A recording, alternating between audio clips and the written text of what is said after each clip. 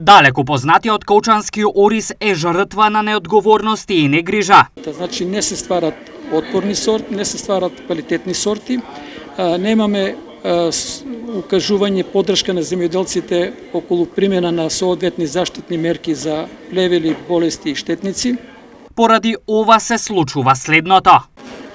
Се увезуваат сорти неконтролирано од Република Турција, од Италија, од Грција и така натаму, што на некој начин ние со тој неконтролиран увоз на семе на оризова арпа, па се продава како семе, иако беше меркантилно во голема мера. Имаме сега голем број на плевели што порано ги немавме, такви си два вида од родот на Хетерантера.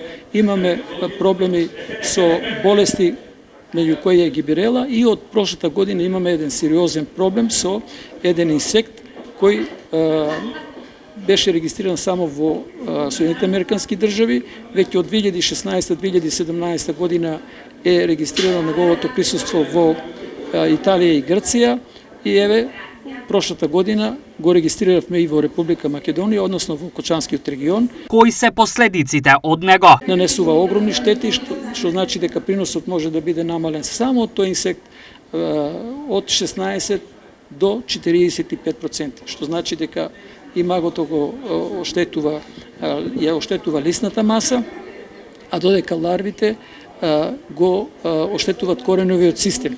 Така да имаме значително намалување на приносот и квалитетот на оризот.